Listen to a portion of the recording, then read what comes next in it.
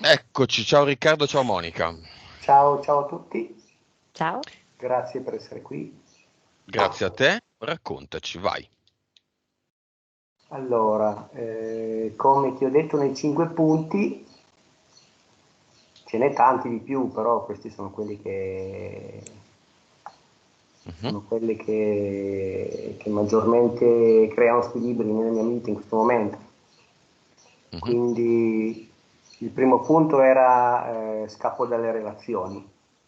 Da mhm, quando ho 20 anni, qualsiasi relazione, dopo pochi giorni, ultimamente dopo pochi mesi, scatta un blocco, nel senso che letteralmente un rifiuto verso l'altra persona, una paura di paura di perdermi e quindi scappo. E poi crea una grossa sofferenza questa cosa, nel senso che non dormo di notte, non riesco a gestire la mia vita, mi sento proprio in gabbia, mi sento,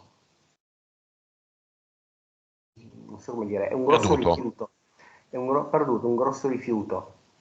A volte sento che questa volta, cioè in alcune relazioni sento che questa cosa succede da un attimo all'altro. Cioè, mi viene in mente un episodio in cui ero seduto sul divano, a un certo punto ho sentito questa cosa, pum, che è arrivata di Chiudere in colpo relazione. e di lì in poi ho iniziato a star male. E tu Quindi poi? ho un grosso, come dire, un grosso dolore qua, a livello del cecco del cuore. Mi si chiude tutto. E poi il secondo punto, aspetta che lo apro, poi non mi ricordo, non sono presente. Aspetta, ma l'altra persona come la prende? In alcuni casi mi stanno vicino per vedere se la cosa cambia, in altri casi se ne vanno prima loro. Negli ultimi casi sono scappato io. Ok. L'ultima Sei tu che persona, chiudi. non sempre, ma nella maggior parte delle volte sì. Mm.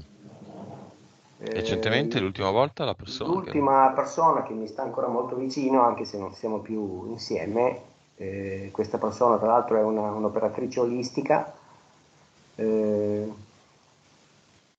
evolutivamente parlando molto avanti secondo me, l'idea è quella. Mhm. Eh, Abbiamo lavorato molto insieme attraverso l'esempio delle costellazioni familiari. Mm. Mi è stata sempre molto vicina nonostante sapessi questa cosa e ci siamo già lasciati 2 volte. Tu Continua fai sempre. ancora costellazioni? Nell'ultimo anno e mezzo no, non più. Ma tu sai, insomma, dalle nostre sessioni cosa sono le costellazioni? Se sono pericolose oppure no? Cioè, dalle mie sessioni, ecco. È una No, non ho mosca mai che ti dà visto. fastidio. Ho visto. No, non ho mai seguito le tue costellazioni. No, No. no, io non faccio costellazioni, Ah, però scusa, ho capito spesso male. dei clienti hanno questa esperienza nel loro background Sì. e 99 casi su 100, anche 100, salta fuori che sì, beh, è bello, eccetera, però è di fatto un'orgia energetica, quindi di fatto ognuno dà e prende le proprie interferenze in una maniera... la mosca. La Ne ho sessione più si, di si una. intitolerà La mosca. Voilà. Punto 2. Non sei presente. Non sono presente. Vado sempre via con la testa, con la mente, con i pensieri. Qualsiasi che sia che sia una conferenza, che sia un amico che mi sta parlando, dopo un po' mi perdo completamente, non riesco a stare presente. Ah, Ma in non quel solo, senso. sì, vado via, no? E mi perdo mi perdo molti pezzi di quello 3. che la persona mi sta comunicando. E Dislessico. sembra che ci sia una forza che mi porta via, non vuole che io presti attenzione a un qualcosa che potrebbe essermi utile Mm. e quindi mi porta via. Quindi nelle conversazioni. E principalmente sì, sia Anche a compressione. scuola, anche a scuola non riuscivo a seguire il professore perché dopo un po' andavo via e quindi tornavo a casa, dovevo studiarmi la lezione da solo, quindi mi arrangiavo. Ok. 3, dislessia. Ho difficoltà, soprattutto sul lavoro, a impostare un discorso con un cliente, con insomma, un qualcuno che mi chiede, che mi telefona e mi chiede informazioni, o anche un qualsiasi tipo di colloquio eh, con, eh, con le persone, ecco. Tipo in questo momento mi sfuggono i termini, più che altro mi sfuggono i termini e non so più cosa devo dire. Mm. Sembra Questo da un'amnesia. sempre? Da sempre o c'è Che mi ricordo io sì. dalle scuole? Sì, direi di sì, soprattutto col lavoro, poi perché col lavoro Che, non devo parlare, non tanto, però comunque rispondo al telefono e che lavoro a un certo fai? punto io lavoro in un ufficio in una cava di sabbia e ghiaia. Ok, quindi è un lavoro di ufficio. Sì, sì, un lavoro di ufficio. 4, scappi dalla vita. Sì, questo è collegato un po' allo scappare dalle relazioni. Scappo dalla vita nel senso che qualsiasi attività che mi appresto a seguire, attività che io ritengo importante per la mia evoluzione, io ho paura. Non sto mai nel centro, ma faccio un po' come dire la carta da parati, cerco di scomparire. Penso che sia dovuta a un'eventuale ferita da rifiuto o qualcosa del genere. Ok, L'altro punto, e dormo vivi da poco. solo? Io sì, Ok. Quindi una tua indipendenza ce l'hai, non è che scappi dalla vita a 360 gradi, diciamo. no, però molto. Se mi trovo in un contesto, non so se vado ad una festa, istintivamente mi isolo perché non sto nel centro della manifestazione, nel centro dell'evento. Cerco di eclissarmi. Qualsiasi Va evento, bene, qualsiasi cosa, boh. ultimo punto. Dormo poco, da sempre dormo poco, un po' perché avevo la mente oppressa dai pensieri, riempita da pensieri continui. Pensieri continui, quindi. Sì, la mia mente è un susseguirsi di pensieri. Ok, non lo chiedo mai, ma te lo chiedo. Cosa ti aspetti Sì, da questa sessione? cerco di non aspettarmi nulla. Ok, quante ne hai viste? 10. Ah, un po' pochine, eh? Il numero minimo. Si è bloccato, no? Non è possibile.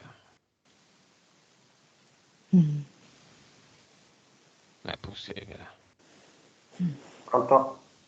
Ecco, ci sei? Sì, ti sei bloccato momentaneamente. Sì, Se c'è sì. qualcosa di connesso a casa tua, come il telefono che succhia banda al computer, distaccalo, staccalo. Ah, qualcuno mi stava chiamando al telefono, ho messo il silenziatore e quindi non l'ho visto. Perché io sono collegato a internet Ah. col mio telefono. Va bene, ti disattivo il microfono e iniziamo. Monica, prego. Ok? Abbiamo disincarnato, dimmi intanto, se c'è. Io? Chiamiamo un disincarnato per te? Va bene? Ma chi? Non me l'hai segnato e non lo vuoi chiamare, non lo chiamiamo, non è un problema. Cioè, sai, no, la Non l'ho mail segnato lei perché non... Sì, non l'ho ce l'hai. letta, solo che probabilmente mi sono dimenticato di cercare Dirmelo questa persona. adesso. Eh, non saprei chi andare a cercare, non saprei che dirti. A dopo. Se mi viene in mente dopo posso dirlo? Ti ho disattivato il microfono, me lo scrivi qui nella chat e io lo leggo. Ok. Va bene, Monica. Iniziamo. Conto da 5 a 1. 5, 4, 3, 2,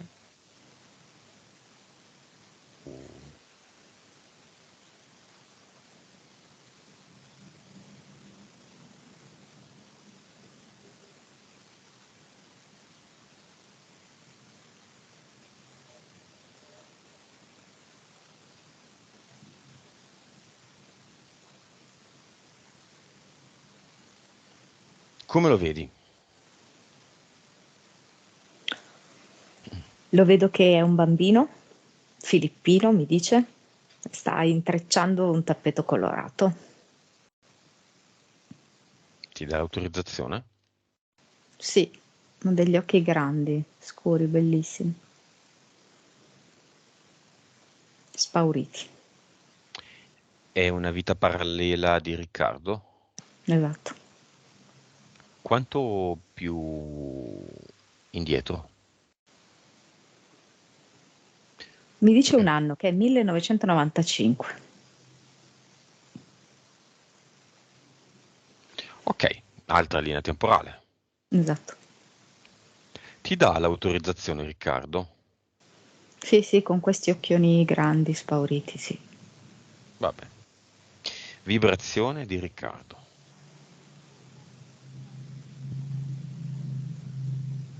9 miliardi. Consapevolezza. 86%. PSPE. PS 39%. Vite precedenti. 1705. Cervello. 6,3. Progetto di Riccardo. Orfanotrofio. Perché?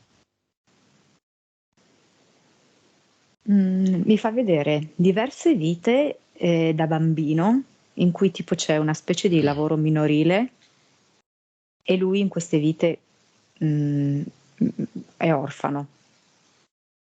E mi fa vedere la vita attuale in cui ha il vissuto di un orfano, quindi questa incapacità di creare un legame emotivo profondo, questa tendenza sempre a fuggire, a non avere una dimora fissa, a non avere una casa intesa proprio emotiva, familiare, sentimentale.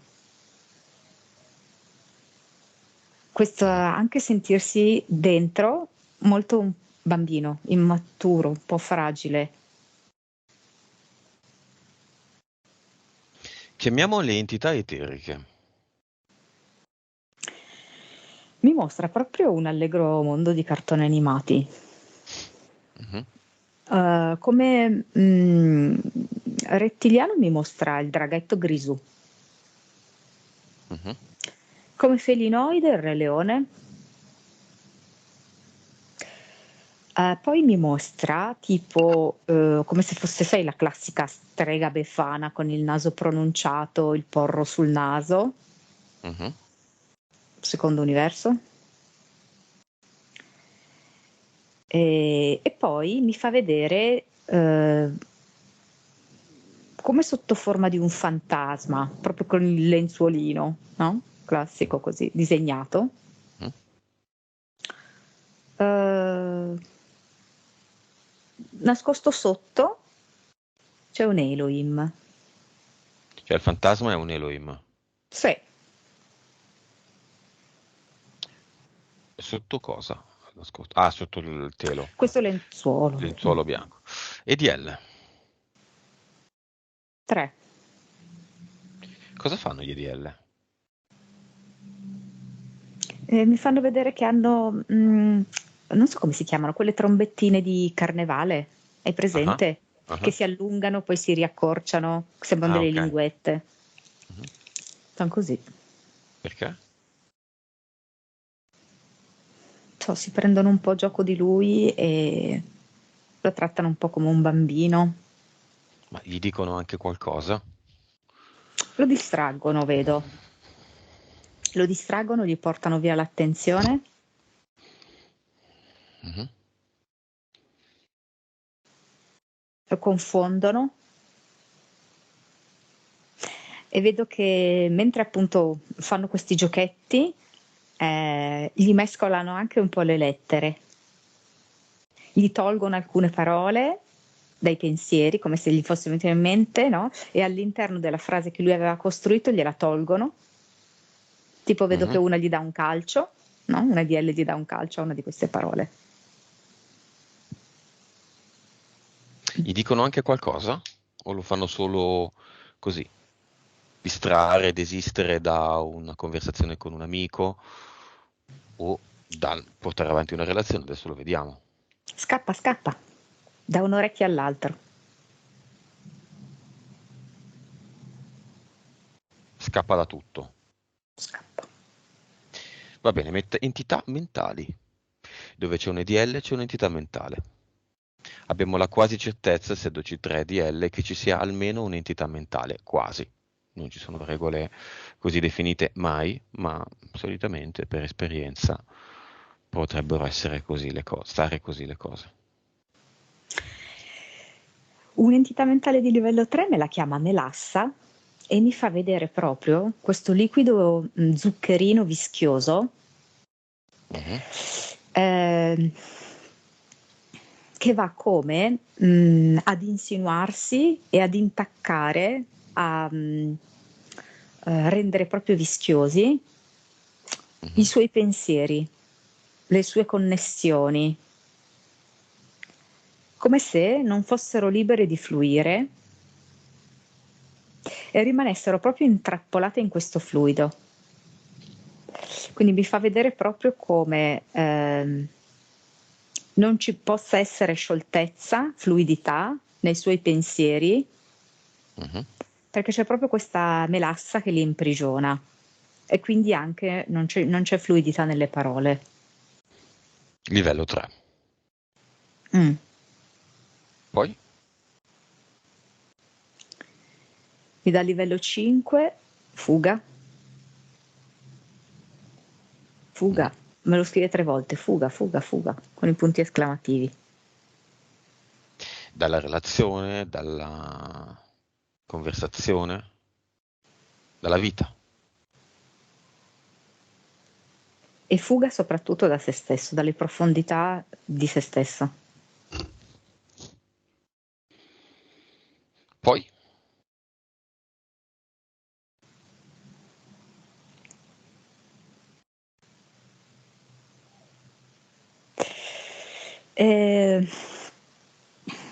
Tra il livello 3 e il livello 5 ce n'è una intermedia che me la dà un po' lampeggiante e me la fa proprio vedere come fosse una lucina d'addobbo di Natale che si accende e si spegne, che va a intermittenza, però è un'intermittenza non regolare e proprio come l'addobbo di Natale è un qualcosa, come dirti, di superfluo e a volte che cambia nel tempo ed è relativo al suo mondo olistico. Le pratiche del mondo olistico che possono cambiare nel corso del tempo, quindi non sono costanti nel corso del tempo, e rappresentano proprio come l'addobbo di Natale un qualcosa che comunque tanto alla fine rimane esteriore e non interviene a modificare nulla. Sai che non ho capito. Rispieghiamolo con altre parole. Allora, ci sono delle pratiche della sua dimensione olistica che cambiano nel corso del tempo, non rimangono costanti. A volte lui sperimenta pratiche diverse. Queste pratiche diverse di fatto non apportano un cambiamento interiore, ma vedo che anzi gli sottraggono energia, proprio come se fosse una di queste addobbi natalizi luminosi che sono attaccati alla corrente, che di fatto consumano la corrente. Ma se ne potrebbe tranquillamente fare a meno, perché non danno un valore aggiunto, io vedo. E questa è un'entità mentale? No. Sì. Di che livello? Sì, è tra il livello 3 e il livello 4. Ah, Però diciamo 4. è lampeggiante, non è costante nel tempo. Si attiva, si disattiva, non è sempre attiva. Sì. Si attiva quando lui cambia tecnica. Sì, quando magari confida in una tecnica che possa risolvergli qualcosa. Ed è quindi una sorta di, non so, illusione. Impianti, vediamoli. Mi fa vedere come se fosse una sorta di tappezzeria adesiva attaccata alla fronte e alla nuca, ben adesa a tutto quanto il cranio, Mhm. come impianto mentale. Come Poi? impianto eterico, invece, mi fa vedere la bocca, un impianto alla bocca, come un ciuccio. Mhm. Poi mi fa vedere come una specie di eh,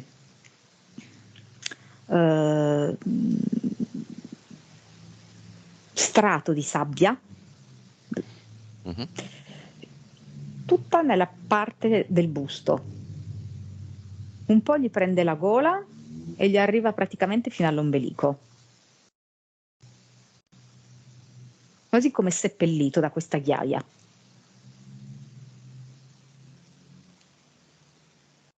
Poi mi mostra nella mano destra una specie di tirapugni e poi 2 placche sul dorso dei piedi. Perfetto. Come lo vedi Riccardo dopo questa prima analisi? Stai iniziando a comprendere una serie di perché di cose. Ok, andiamo con lui a una costellazione familiare.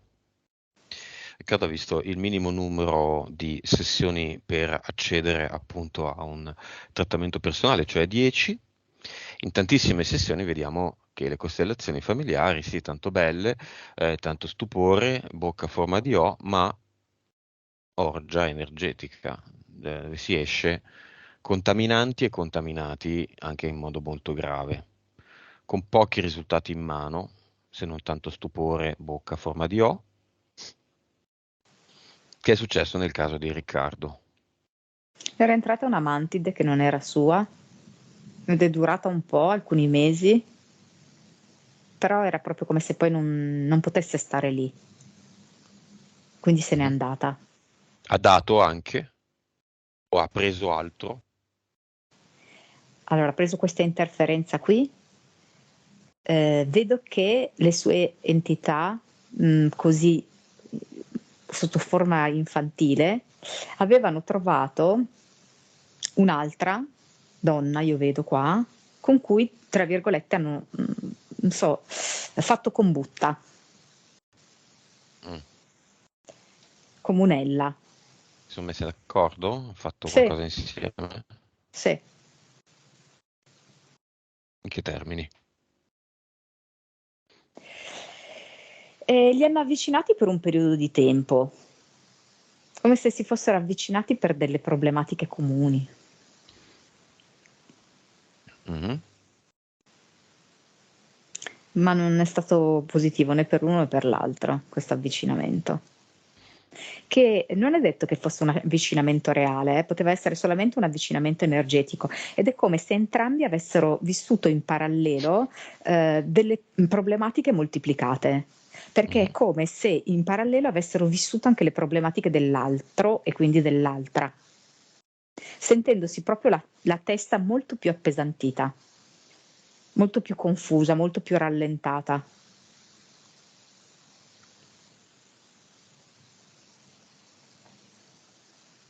Ok, altro dalle costellazioni?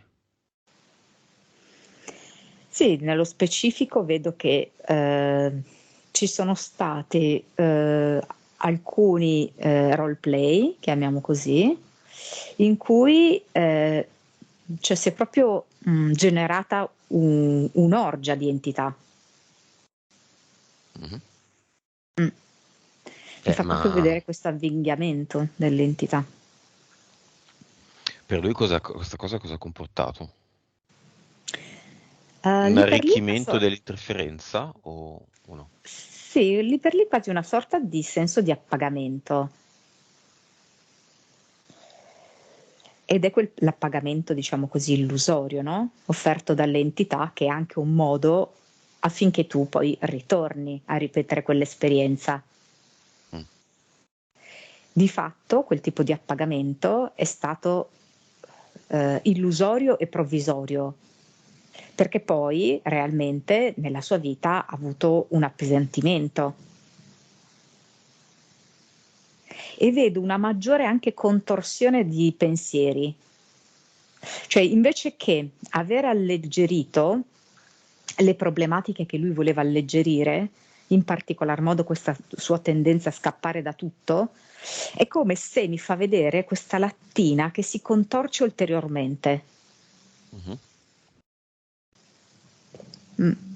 Quindi proprio quasi un acutizzarsi poi in questa sua problematica. Causa esoterica dello scappare dalle relazioni.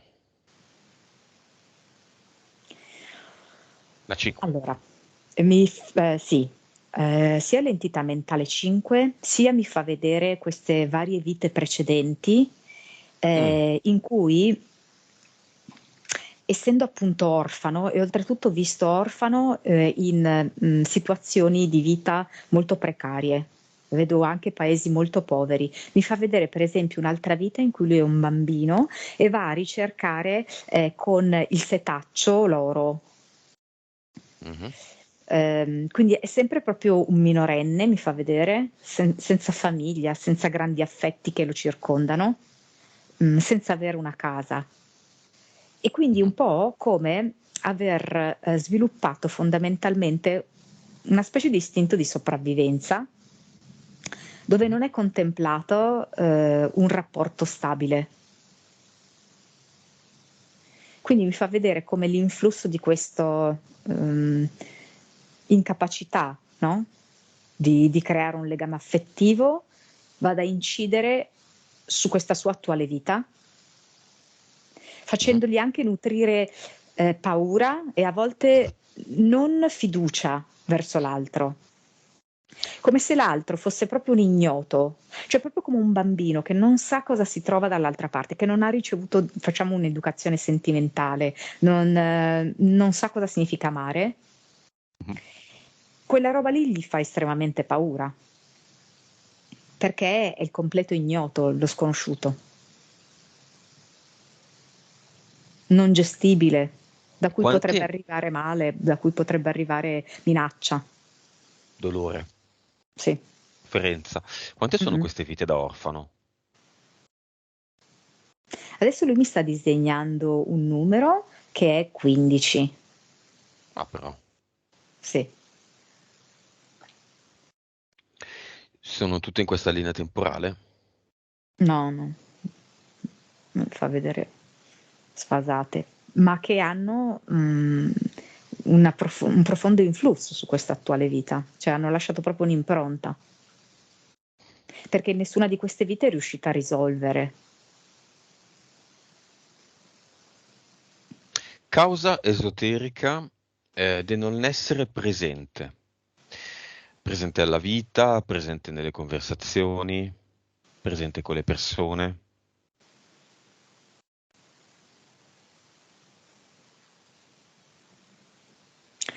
Allora, lì mi fa vedere sia l'entità 3, che è questa melassa, che è come se gli andasse a creare quasi una colata, una cortina di separazione, quindi non presenza. È come se laddove non c'è questa colata di melassa, lui riesce a essere presente. Poi quando la colata, sai, mano a mano lenta scende, non riesce più ad Mhm. essere presente. C'è questa sorta di distacco, di separazione. Mi fa vedere Mhm. questa cosa qui. Poi mi fa vedere quella strega che abbiamo visto, che si diverte quasi a collegarlo e a scollegarlo dagli altri.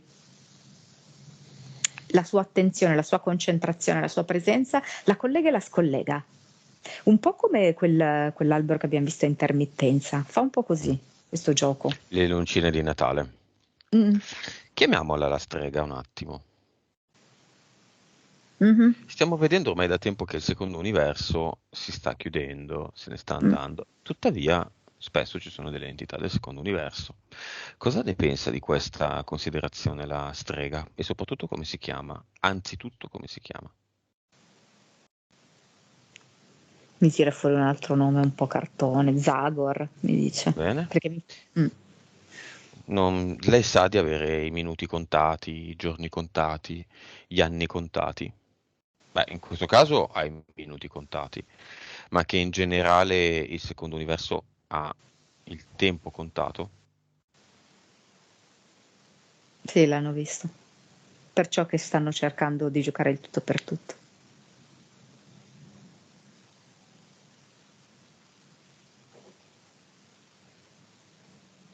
In che modo?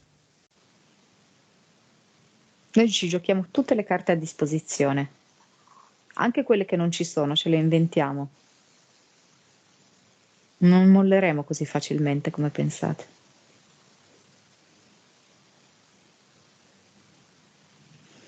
Adesso in questo momento effettivamente la strega non la vedo più come strega, la vedo come demone. Ha perso questo suo aspetto da È un cartone. demone. Secondo universo sono i demoni. Sì. Ok. Dislessia.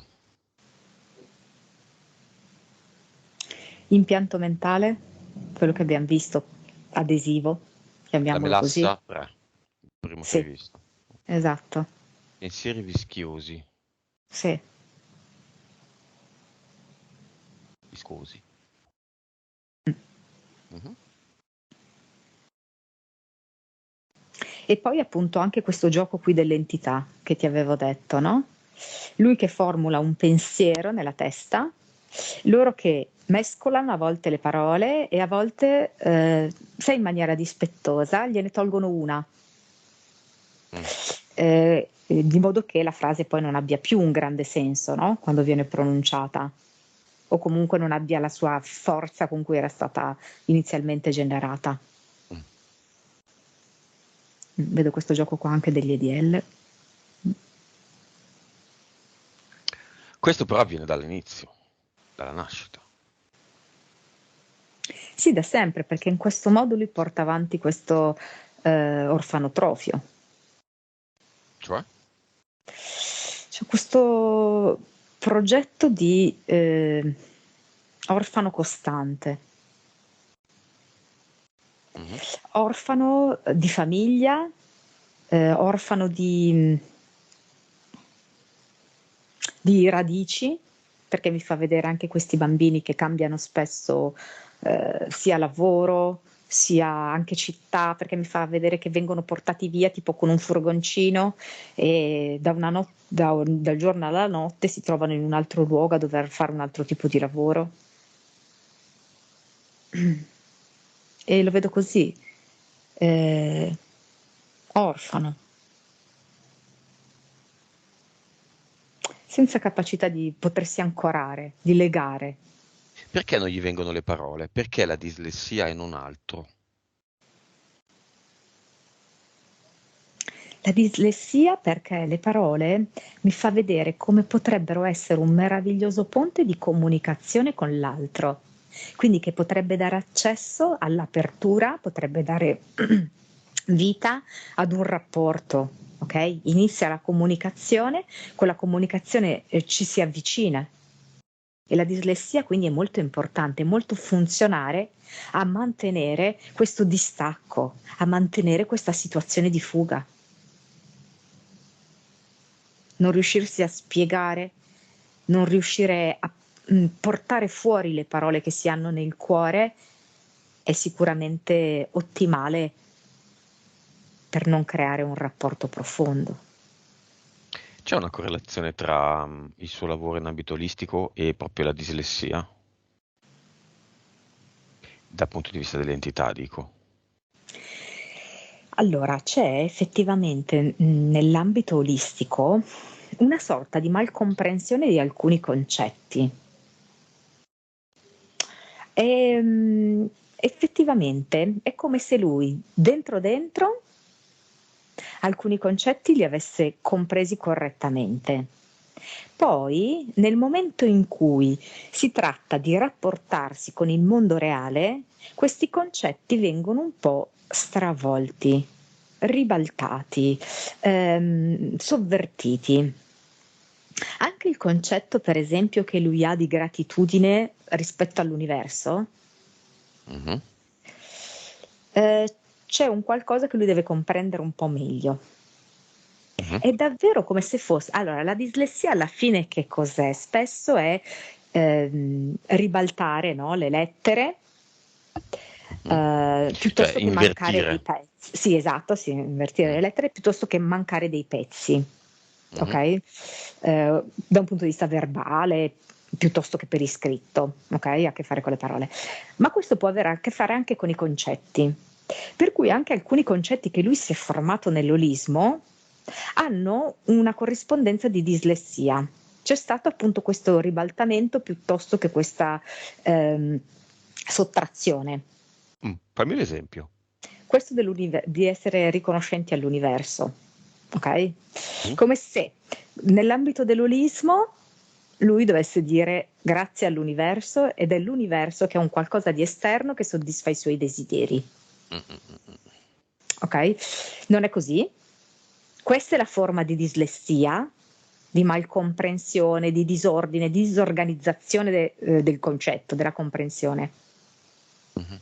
La comprensione pura, corretta e autentica che è sepolta dentro di sé e che è quella che tra l'altro gli consentirebbe di avere delle relazioni genuine e sane, è comprendere che l'universo è dentro di sé, non è fuori di sé. È E lui. che chi ha Mm. permesso, per esempio, no, che questa sessione si realizzasse in anticipo è lui, non è l'universo fuori.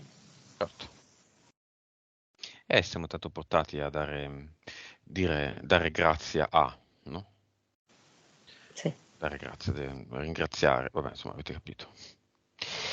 Bene, quindi la dislessia anche a livello olistico, bene. Scappa dalla vita. È sempre lo stesso discorso alla fine. Sì, sì, qua adesso di nuovo mi fa vedere questo bambino che ti avevo detto che setacciava l'oro, che a un certo punto ha trovato una pepita d'oro Mhm. e il suo padrone, diciamo così, coordinatore della ricerca dell'oro, lo scopre e lo vuole Mhm. far fuori perché ovviamente vuole riprendere la pepita e lui inizia questa fuga folle, rocambolesca. Però mi fa vedere ad un altro livello che questa pepita d'oro è la sua anima.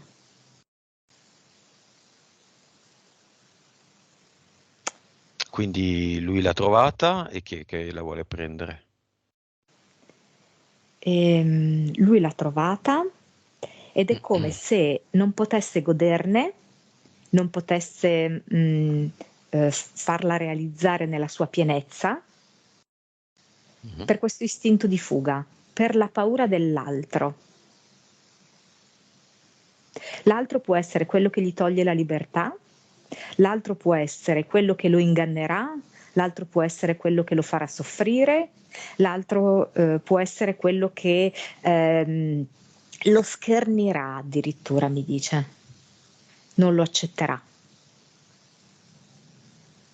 Lui non si rende conto che questo privarsi di un'autentica relazione con l'altro lo priva anche di un contatto profondo con la propria anima. È un gioco doppio, Mm, mm, mm, mm, mm. doppia via. E perverso. Sì. Ok, causa esoterica del dormire poco e dell'avere sempre pensieri di continuo, che appunto gli impediscono di dormire. È come se lui avesse una forte soppressione emotiva. E infatti abbiamo visto, no, tutta questa ghiaia a livello del petto, del cuore, proprio sepolto, no? E ci fosse, a discapito di questa soppressione emotiva, un trionfo invece dei pensieri. Il cuore completamente sacrificato, la mente iperattiva, al punto tale che non può neanche dormire. Ma tra l'altro vedo proprio dei pensieri, alcuni anche un po' ossessivi, ripetitivi, anche un po' angoscianti, no? Nel loro replicarsi continuamente. Non necessariamente importanti, tra l'altro. Perdersi anche in quisquiglie, però pensieri su pensieri su pensieri. Un intasamento, mente intasata, da molte cose assolutamente superflue, inutili. Va bene.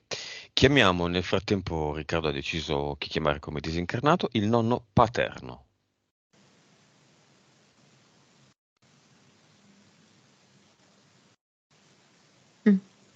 Non so, a me etericamente mi si presenta come un uomo un po' paonazzo in viso, con pochi capelli. Mhm. Mhm. Un po' serio. Serio? Un po' pancia, un po' di pancia. Adesso è vestito un po' invernale però, anche se qua fa caldo, viene vestito invernale. Senza Vic, cosa fa? Cosa dice? E vorrebbe bersi un bicchiere di vino. Diamogli una Vic, senza il vino.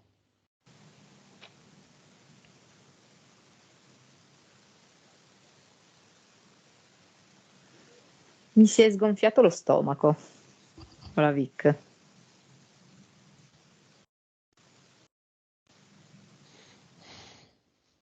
E poi? Mi sento più lucido mentalmente, dice. Che caso. Lui si sente nonno paterno di Riccardo o altro? No, in questo momento no, non si sente il nonno paterno di Riccardo. In Cosa questo si momento sente? mi dice: io sono uno spettatore della mia vita.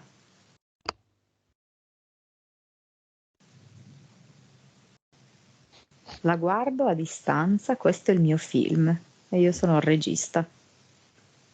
Bene, all'interno di questo film è il nonno di Riccardo, che lo ha chiamato, gli ha permesso di avere la Vic,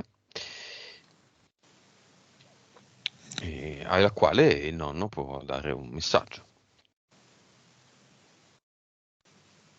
Se noi siamo i registi, possiamo decidere di cambiare genere al film. Sì? E dice a Riccardo: tu puoi cambiare genere al film. Che genere è quello di Riccardo? Il film di Riccardo. Ma, dunque, mi fa vedere le etichette tipo, di classifica, e me ne dà più di una, perché mi dice grottesco, Mhm. non so perché me lo mette così, francese. Eh, Poi mi ha messo anche noir, perché evidentemente insomma sono anche diverse fasi o episodi, diciamo così, della vita. Mhm. E poi mi fa vedere questo film, diciamo così, di vita del proletariato, mm, cioè nel senso di quelle persone che magari avevano talmente tanto da lavorare nella vita da non potersi dedicare all'aspetto emotivo, all'aspetto familiare, quindi vivere una vita molto ristretta, senza lasciare spazio ai sentimenti. Mi fa vedere quel genere lì, un po' piatto. In che cosa, in quale genere dovrebbe cambiarlo secondo il nonno? Cioè, è l'opinione del nonno, eh? Fai una commedia romantica, dice.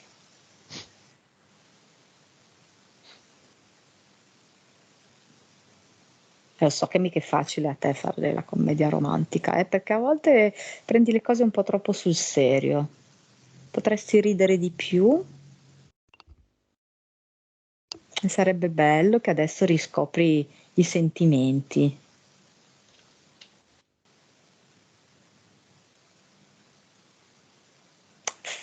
Mi fa vedere Riccardo che a un certo punto sceglie, ovviamente sia come regista che come attore, di fare una serenata d'amore a una ragazza su un balcone, che la ragazza è sul balcone e lui è sotto, che suona la chitarra. Questa potrebbe essere una scena del film, dice il nonno. Proprio per lasciare andare i sentimenti, no? Anche in questa maniera plateale, proprio esteriorizzarli. Va bene. Chiamiamo tutti i disincarnati di tutte le generazioni di Riccardo. Li invitiamo ad entrare nel portale aureo che stiamo aprendo. Invitiamo il nonno paterno di Riccardo a entrare. Quanti disincarnati arrivano? 86. Vabbè. Non facciamo mai, ma diciamo questi 86 di chiamare anche altri che non si fidano, che non vogliono, che rimandano. Probabilmente non ci sarà una seconda occasione, quindi approfittate di questa. Bello, usa tipo un megafono eterico. Chi E lo vedo fa? che Lo fanno tutti? O solo il qualcuno, nonno? Qualcuno. no, qualcuno sì, dei disincarnati sì. E vedo che si arriva a una folla di altri disincarnati, sì, sì. Per un totale di? Il numero che mi viene è 312. Vedi, che a volte serve. A volte serve. Noi non possiamo stare qua a fare i richiami, i reminder. Qualunque disincarnato sa cosa deve fare per se stesso. Se non lo fa, cazzi suoi. 312, chiudiamo il portale aureo e salutiamo il nonno e tutti gli altri.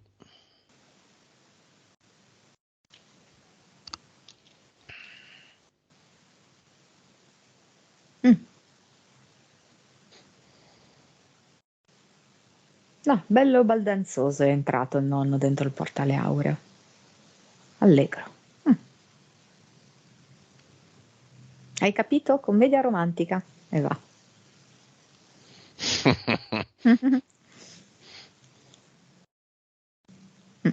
Ok. Esiste, bene, esiste la fiamma di Riccardo.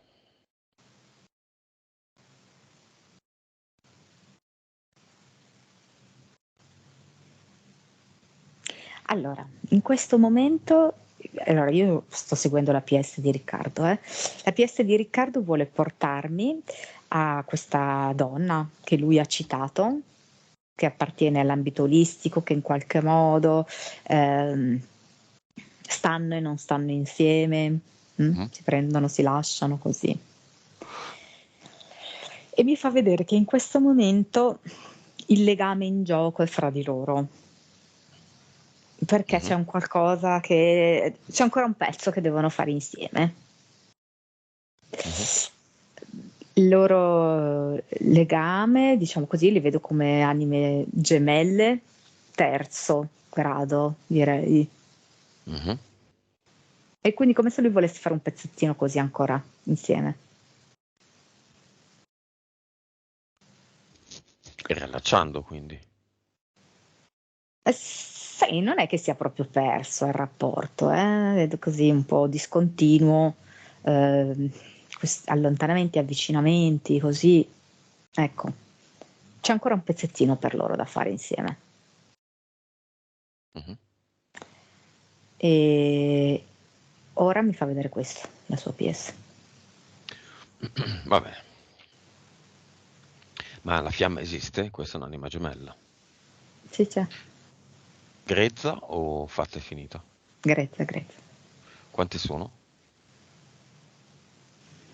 Adesso mi fa vedere tipo zona Austria. Mi porta abbastanza verso est. Per ora me ne fa vedere 5 a est. Però è come se mi facesse vedere tutto quanto in movimento, no? Mi fa proprio vedere una sorta di migrazione, chiamiamole così, di queste fiamme grezze. Mi fa vedere che in base a quello che sarà il suo procedere nella vita, queste cambiano, si spostano. Mentre io adesso le vedo tutte fuori dall'Italia, dall'Austria e poi mano a mano allontanandosi, fino ad arrivare, per dirti,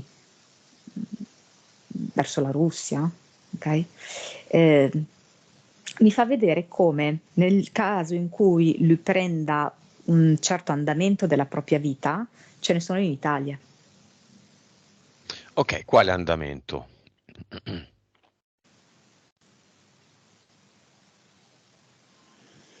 Mi fa vedere che si spolvera il petto, e tra l'altro ce n'è parecchio da spolverare, perché di ghiaia, di detriti così qua sul petto, da un punto di vista eterico ce n'è parecchi. Quindi questo è un'operazione essenziale da fare, di liberare il proprio petto, il proprio cuore, per intraprendere quella strada, quel processo che porterà poi all'avvicinamento delle fiamme. Questo è l'essenziale, e di vivere con minor mentalizzazione, anche la sessualità, e in generale il contatto fisico. È come se lui mentalizzasse tutto, quindi viene un po' a mancare quella parte emotiva e anche istintiva. La parte istintiva è come se fosse solo riservata alla fuga. L'istinto fuga. Non per esempio l'istinto sessuale, non l'istinto desiderio di esplorazione dell'altro fisicamente. Manca quell'istintualità lì, ed è tutta concentrata sulla fuga. Va bene, ci sono tante vite precedenti che incidono nella vita di Riccardo. Quindi andiamo a cluster e rianalizziamo alla fine di questo processo di eliminazione dei contratti delle sue vite un po' tutto. Come vedi i contratti di tutte le sue 1705 vite? Mi fa vedere tipo una specie di sito archeologico con al centro tipo un altare, un tempietto.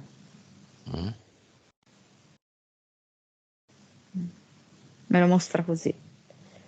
Quindi, diciamo così, vari pezzi architettonici sono quelli, le vite precedenti.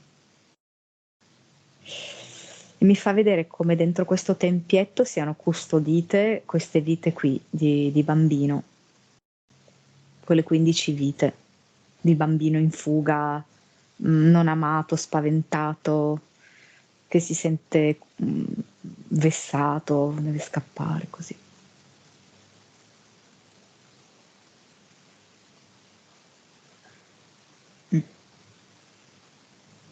Lui ci Cosa fa ne un vuole fare? giretto dentro, ha fatto un giretto dentro al tempio. Perché? Perché è come se comprendesse di più alcuni suoi stati d'animo.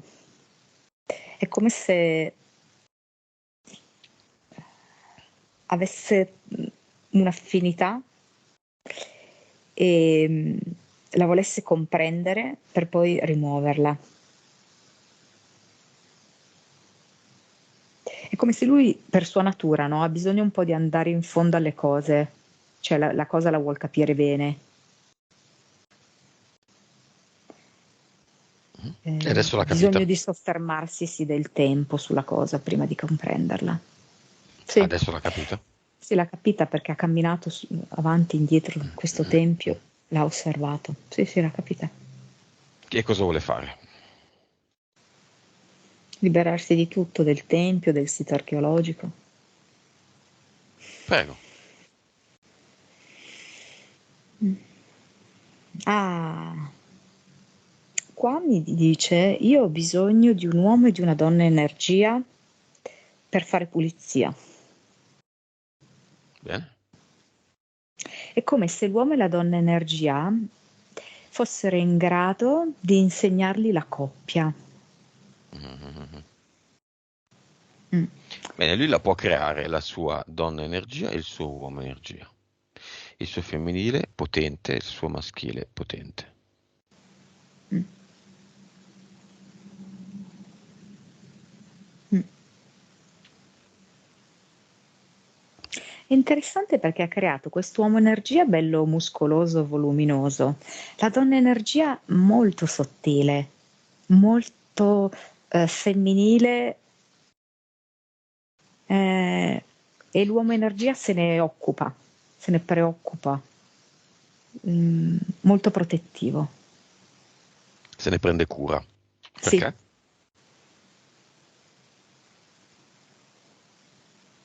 perché lui potrebbe fare questo. Non l'ha mai fatto, intendiamoci bene, non l'ha mai fatto, Della anzi, partner. sì, sì, sì, della partner, esatto. Pur non avendolo mai fatto, è esattamente una sua potenzialità. Va bene. Questi contratti li ha tolti o no? Sì, sì. L'ha fatto da Anche con solo? l'aiuto di... No, Coi no, due. no. Mm, mm, mm. Sì, Va bene, tanto sono lui, quindi va bene, insomma. esatto. Ad eternum qua.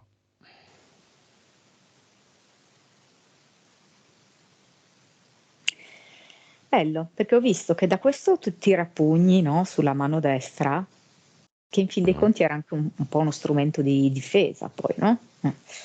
Rispetto alle relazioni. E proprio dal tirapugni che è fuoriuscita la luce, da cui poi si è generato l'ad eternum, e nel momento in cui è accaduto questo, si è dissolto il tirapugni.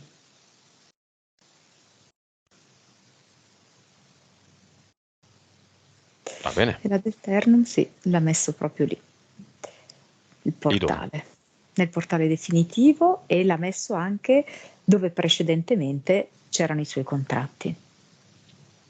Beh, nel portale definitivo, cioè fuori dal portale definitivo. Sì, fuori, fuori, certo. Diciamogli che il portale definitivo non è una porta di ingresso, ma di uscita, quindi può metterlo dove gli pare. Non è Sì. che deve metterlo dove potrebbero tornare le entità. A parte che le entità non tornano se lui non lo vuole nello specifico, ma in ogni caso è così che funziona.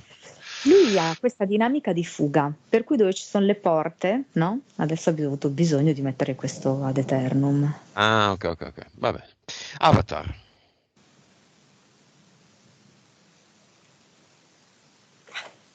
Aspetta, a posto dell'avatar è venuta tipo, presente la ruota, la giostra, Bene, è via. rimasta quella. Via ad eternum anche qua. Ok, fatto. Nuova vibrazione.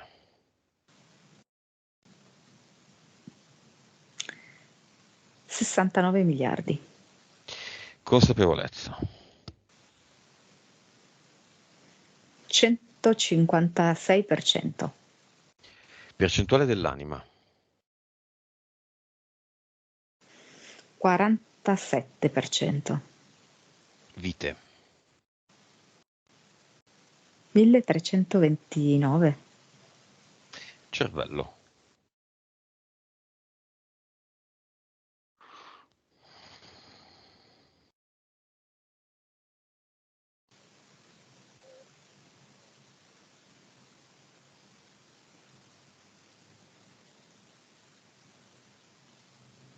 Dimmi. Cervello 8,5. Ah, l'avevi detto? Sì, Ah, non l'avevo sentito. Perché non l'ho sentito? Perché non si è sentito? Neanche mi Riccardo l'ha sentito. dicono missing in time. Ah, mi senta. Chi è che si è subito una abduction? Lui. Lui? Adesso? Sì. Beh, abbiamo tolto tutto, non dovrebbe avere più nessuna abduction. Che è successo?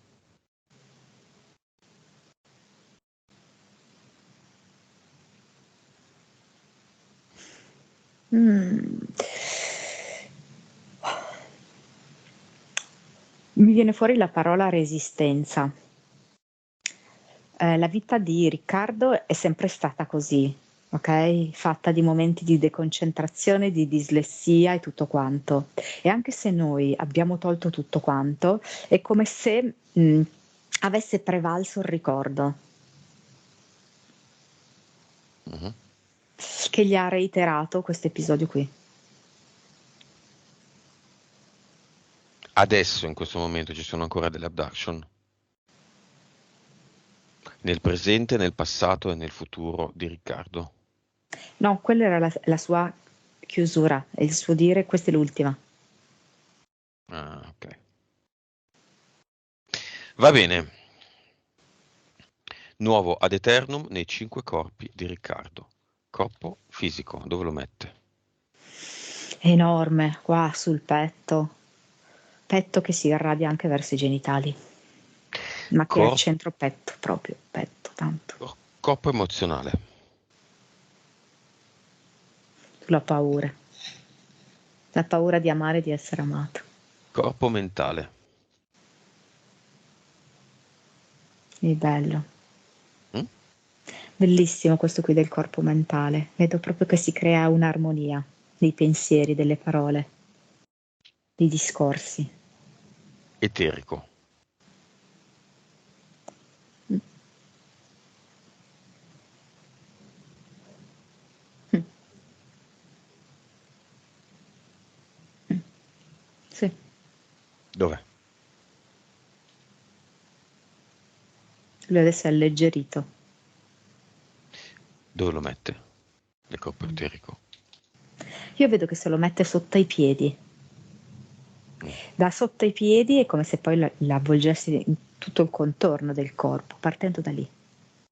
E subliminale, questo non ha mai una posizione specifica.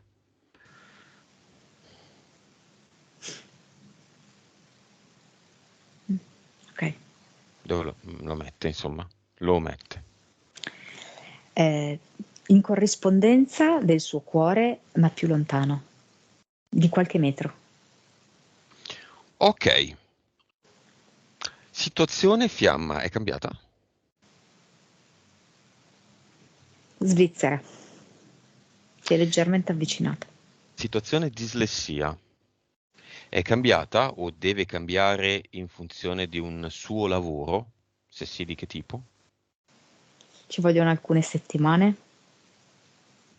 Mhm. e me lo dà come una specie di esercizio davanti allo specchio, di fare delle conversazioni davanti allo specchio, Mhm. decidere un tema, un argomento, un ipotetico interlocutore e di farle appunto davanti allo specchio per un po'.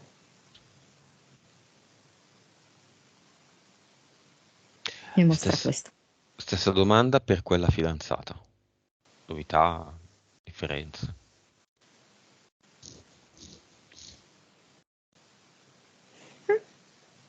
È come se la vedessi che virerà più verso l'amicizia. Bene, messaggio finale di Riccardo a se stesso. E abbiamo finito.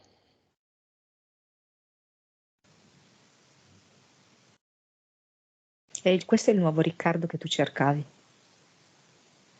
C'è ancora da scoprire. Fallo con coraggio. L'amore ti aspetta. L'amore è dentro di te e fuori di te. L'amore sei tu.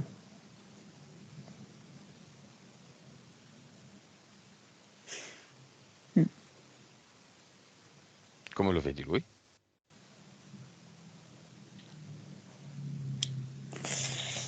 Che vuole andare a prendere il sole.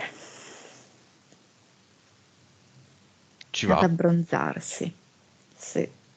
A vedere delle facce, a vedere la bellezza femminile, senza sensi di colpa, senza mentalizzazione. Vuole provare a fare nuove conoscenze.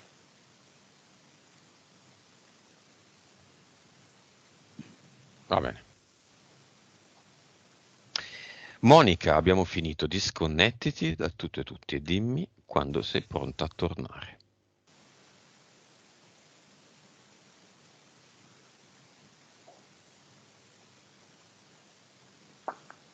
Sì, sono pronta. Conto da 1 a 5. 1, 2, 3, 4 e 5. Apri gli occhi.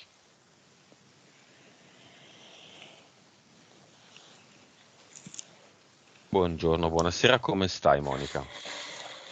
Bene, bene, grazie. Riccardo, attiva il tuo microfono, prego.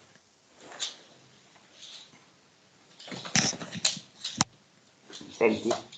Eccolo, sì. Come stai? Direi bene. Ci vuoi raccontare qualcosa? In registrazione ancora? No, per il momento direi che va bene così. Ok, chiudo la registrazione allora. Ciao a tutti.